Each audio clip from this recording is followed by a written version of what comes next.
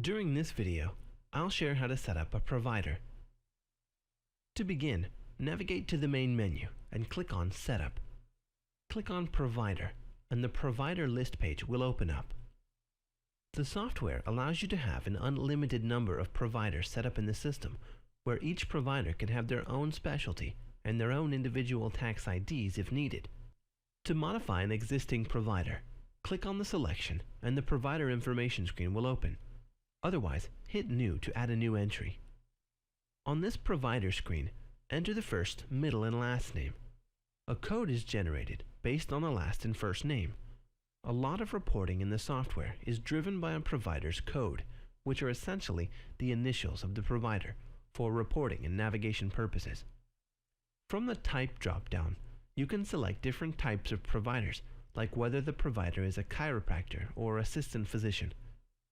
If you want to set up different types of equipments that you want to display as a dummy provider, you can also do that. Enter in the other information like gender, address, and contact information, and legal entities. The software allows you to have one provider be available in multiple locations. What that means is, let's say I have one provider and two locations. For example, if there are two locations, one is in San Francisco and the other location in another area. You can say that this provider needs to be available in both locations, or he or she will only need to see patients in one location. Depending upon what is selected as you move on to the scheduler or other parts of the application, the provider information will be available along with legal entities in all the locations set here. When the provider is not working in that location anymore, you can just unselect the location on this screen. Coming to the identity information, enter the federal tax ID, and by default it's essentially the same as the practice's federal tax ID. Next is the individual NPI ID of the provider. You can look up the NPI of the provider by clicking on the NPI registry link.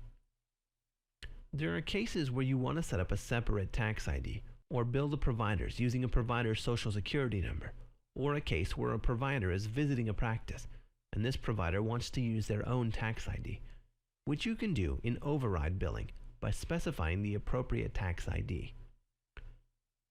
The DEA number field is required for prescribing providers.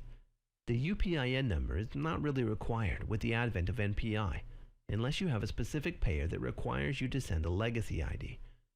In most cases, you do not require a legacy ID, so you can leave this blank. The state license number needs to be completed to be used in your prescriptions and in certain cases of sending claims. On the bottom is the provider's signature screen. You can scan and upload the signature here. The signature is essentially utilized on the clinical side. When the provider completes a note, this signature is embedded into the note. Signature on file is defaulted to yes. Signature date is the date when a signature was on file. This is used when you send claims on paper, and you have to have a signature on file with the payer to send a paper claim without needing to sign it. If you don't know the date, default the date to a historical date preceding the claim. Moving to the right side, the scheduler option.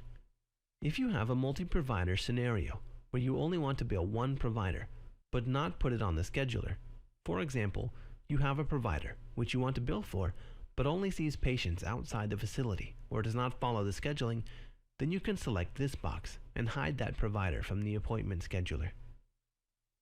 Superbill template. We have the ability to select a pre-printed superbill that can be printed from the scheduler. You just need to select the appropriate superbill template. If the provider is no longer with the practice, then you can just put an end date. As has been stated in previous videos, there is no physical delete capability once data has been saved. All you would do is put an end date or mark it as inactive, which means that after this date ends, the provider will no longer see patients, but the provider's historical appointments, charges, and clinical records will remain in the system until this date. Going forward, the provider's information will not be available in any of the drop-down lists in the scheduler, the reporting, or the clinical side, so that this provider is considered inactive.